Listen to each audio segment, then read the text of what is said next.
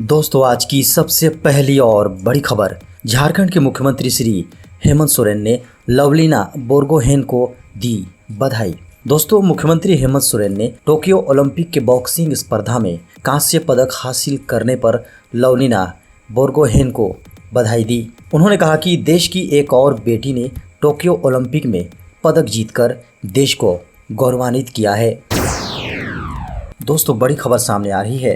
RIMS में होगा गरीबों के लिए नई व्यवस्था, 5 लाख रुपए तक का इलाज मुफ्त। दोस्तों, रिम्स में जल्द ही अब 5 लाख रुपए तक का इलाज झारखंड के स्वास्थ्य मंत्री की अनुशंसा पर मुफ्त में होगा। अनुशंसा करने की शक्ति रिम्स के निदेशक, अधीक्षक समेत अन्य सीनियर डॉक्टरों और पदाधिकारियों को भी दी गई है। हालांकि सभी अनुशंसा करने की राशि सबकी अलग अलग होगी। अनुशंसा पर होने वाले इलाज के खर्च का भुगतान रिम्स के आंतरिक स्रोतों से इकट्ठी राशि से किया जाएगा।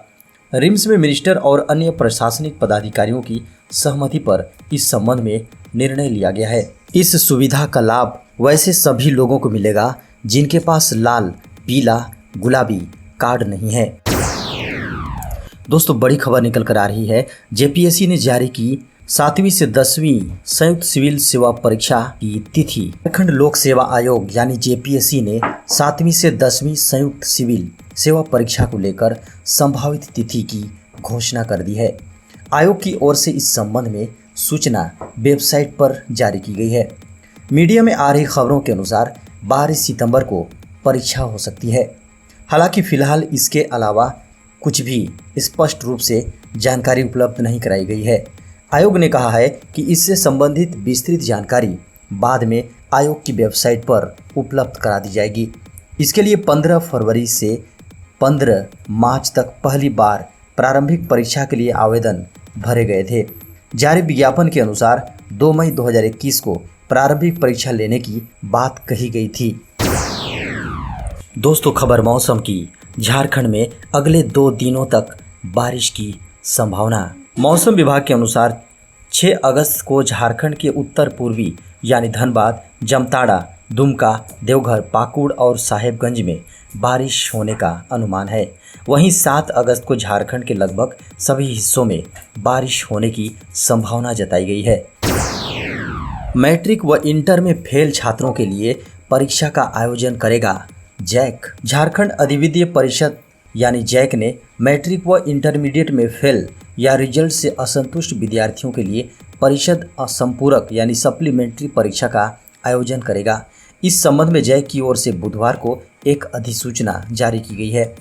अधिसूचना के अनुसार वैसे विद्यार्थी जिन्होंने वर्ष 2021 की परीक्षा में शामिल होने के लिए आवेदन दिए थे और फेल घोषित किए गए हैं या रिजल्ट से असंतुष्ट हैं या परीक्षा के लिए पंजीकरण करवाया था और परीक्षा फॉर्म नहीं जमा कर सके, वे संपूरक परीक्षा में शामिल हो सकते हैं। ऐसे सभी विद्यार्थियों को फिर से परीक्षा फॉर्म भरना होगा, जिसकी तिथि 7 अगस्त से 19 अगस्त तक है। 5 अगस्त को होगी हेमंत सोरेन कैबिनेट की बैठक। पारा शिक्षक को लेकर होंगे कई बड़े फैसले।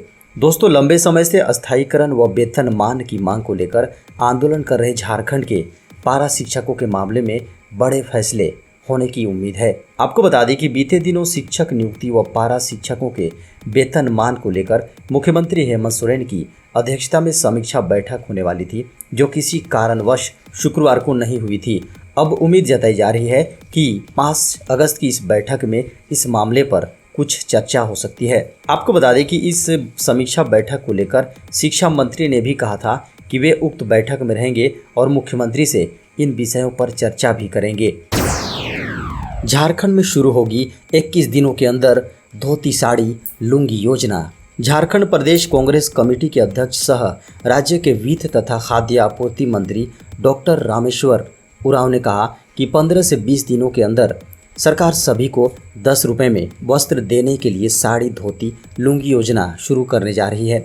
उन्होंने कहा कि किसानों को समर्थन मूल्य देने के लिए हम नाबार्ड से 500 करोड़ रुपए कर्ज भी ले रहे हैं, ताकि झारखंड के लोगों को खाना, कपड़ा, आवास, किसानों को एमएसपी, पेंशन और राशन मुहैया कराया जा सके। उन्होंने कहा कि पार्टी द्वारा चलाए जा रहे सदस्यता अभियान की चर्चा करते हुए डॉक्टर रामेश्वर उरांव ने कहा कि महात्मा गांधी के समय से ही चंदा लेकर कांग्रेस का सदस्य बनाए जाने की परंपरा रही है। दोस्तों, बड़ी खबर सामने आ रही है। सलीमा, निक्की और दीपिका के वापसी पर हेमंत सरकार कर सकती है बड़ा ऐलान। झारखंड के मुख्यमंत्री हेमंत सोरेन ने ऐलान किया है कि ओलंपिक खेल कर वापस लौटने पर तीनों खिलाड़ियों के लिए राज्य सरकार ने सरप्राइज गिफ्ट तैयार रखा है। वहीं रेलवे में कार्यरत सलीमा टेटे और निक्की प्रधान को भी प्रोन्नति मिलनी तय है। दोनों ही खिलाड़ियों का रेलवे में अफसर बनना अब तय माना जा रहा है। इसके अलावा अन्य पुरस्कार और सम्मान राशि की बौछार भी होगी। आपको बता दें कि मुख्यमंत्री हेमंत सोरेन ने मंगलवार को रांची में ओलंपिक में खेल रही झारखंड की बेटियों सलीमा टेटे, निक्की प्रधान और तीरंदाज दीपिका कुमारी के परिजनों को 5-5 लाख रुपए का चेक देकर सम्मानित किया है। देश में फिर बढ़े कोरोना के मामले, 40,000 से अधिक नए मरीज। दोस्तों, केंद्रीय स्वास्थ्य मंत्रालय के अनुसार एक बार फिर कोरोना वायरस के नए मामले 40,000 से अधिक दर्ज किए गए हैं। मंगलवार के मुकाबले बुधवार को 1200 से अधिक मामले सामने आए। रिपोर्ट के अनुसार पिछले 24 घंटे में देश भर में 42,625 नए कोरोना मरीज सामने आए, जबकि इस दौरान 562 लोगों की मौत हुई। कोरोना से ठीक हुए लोगों की बात करें तो इस बीच कुल 36,668 लोगों ने महामारी को हराया है। वहीं देश में एक्टिव मामलों का आंकड़ा 4,10,353 पर रहा है। जज उत्तम आनंद हत्याकांड का मामला, सीबीआई ने दर्ज की एफआईआर। दोस्तों, जज उत्तम आनंद हत्याकांड में सीबीआई ने एफआईआर दर्ज किया है। जज उत्तम आनंद हत्याकांड के मामले में बुधवार को सीबीआई ने केस हैंडओवर लिया था। एसआईटी के द्वारा जो भी जांच किया गया था उनका दस्तावेज सीबीआई को सौंपा गया है। एसआईटी की जांच से हाईकोर्ट संतुष्ट नहीं था। राज्य सरकार ने अनुशंसा की थी कि इस मामले की जांच सीबीआई के द्वारा होनी चाहिए। कांस्य पदक पर लवलीना का कब्जा, मोदी शाह समेत पूरा देश दे रहा है बधाई। जानी मानी मुक्केबाज लवलीना बोर्गोहेन टोक्यो ओलंपिक में अपने पदक का रंग परिवर्तित करने से चूक गई। 69 किलो वर्ग के सेमीफाइनल में लवलीना को तुर्की के मौजूदा वर्ल्ड चैंपियन बुसेनाज सुरमेलिली ने 5-0 से पराजित किया। असम की 23 साल की लवलीना को कांस्य मेडल से संतोष करना पड़ेगा। हालांकि ओलंपिक के इतिहास में इंडिया को पदक दिलाने वाली लवलीना ओवरऑल तीसरी जबकि दूसरी महिला बॉक्सर हैं। इसके साथ साथ भारत के राष्ट्रपति रामनाथ कोविंद, पीएम नरेंद्र मोदी, रक्षा मंत्री राजनाथ सिंह सहित देश के कई स्टार्स ने लवलीना को शुभकामनाएं दी हैं। चुनाव आयोग का प्रस्ताव, आधार को मतदाता पहचान पत्र से किया जाए लिंक। एक व्यक्ति के नाम पर अलग अलग हिस्सों में बनाए जाने वाले अलग पहचान पत्रों को रोकने के लिए चुनाव आयोग की तरफ से इसे आधार से लिंक करने का प्रस्ताव दिया गया है। कानून एवं न्याय मंत्रालय ने बुधवार को लोकसभा में कहा है कि इस मामले पर सरकार विचार कर रही है। इस 12 अंकों के कार्ड में व्यक्ति के बायोमेट्रिक विवरण सहित पूरी पहचान छुपी होती है। भारतीय विशिष्ट पहचान प्राधिकरण की ओर से आधार कार्ड जारी किया जाता है। केंद्र की बड़ी योजना, सभी स्कूलों में एनसीसी होगा अनिवार्य। केंद्र सरकार अब सभी माध्यमिक और उच्च माध्यमिक स्कूलों को अनिवार्य एनसीसी यानी नेशनल कैडेट कोर प्रशिक्षण से जोड़ने की तैयारी में है। इस दिशा में काम शुरू हो गया है। फिलहाल इसकी शुरुआत सभी केंद्रीय और नवोदय विद्यालयों से होगी। इस दौरान आदिवासी बहुल क्षेत्रों को प्राथमिकता से शामिल करने का लक्ष्य रखा गया है। स्कूलों में एनसीसी विंग के विस्तार की ये योजना नई राष्ट्रीय शिक्षा नीति की सिफारिश के बाद बनाई गई है, जिसमें रक्षा मंत्रालय की मदद से राज्य सरकारों को इसके लिए प्रोत्साहित करने की बात कही गई है। साथ ही कहा गया है कि इससे छात्रों की प्रतिभा की पहचान में मदद मिलेगी। इससे वह सेना और सुरक्षा बलों के साथ मिलकर अपने करियर को भी संवार सकेंगे। मीडिया में आ रही खबरों के अनुसार शिक्षा मंत्रालय ने इस योजना पर तेजी से काम शुरू कर दिया है।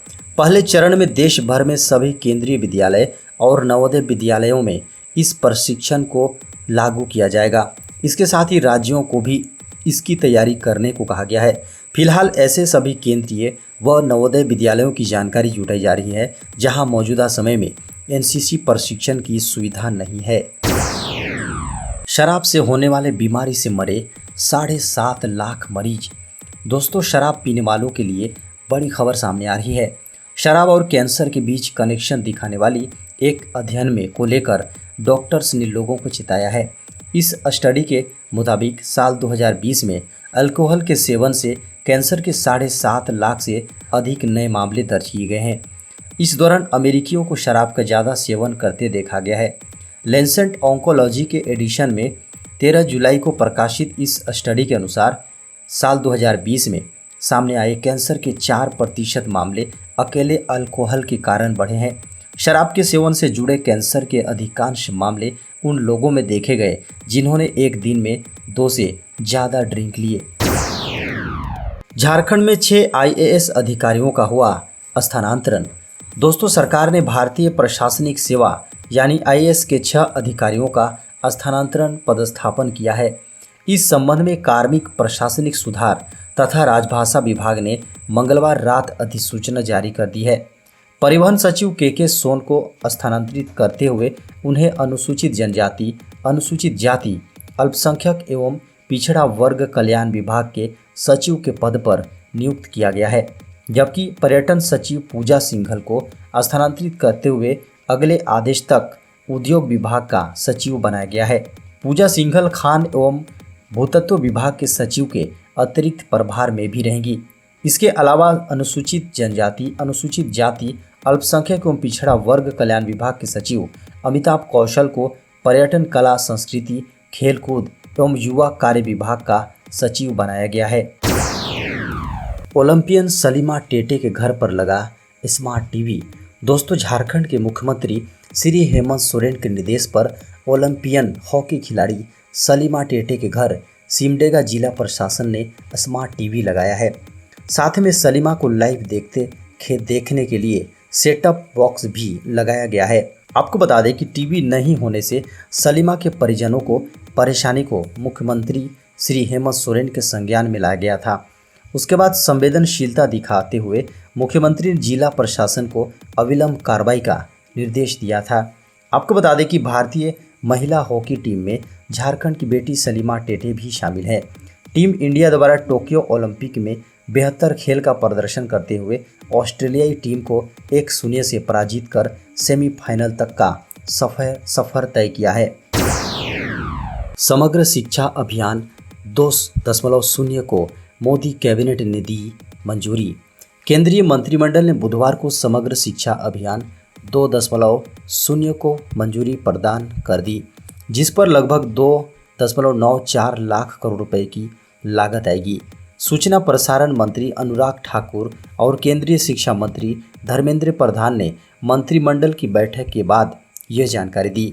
उन्होंने बताया कि प्रधानमंत्री नरेंद्र मोदी की अध्यक्षता में हुई बैठक में समग्र शिक्षा अभियान को 1 अप्रैल 2021 से 31 मार्च 2026 तक बढ़ाने को मंजूरी प्रदान कर दी।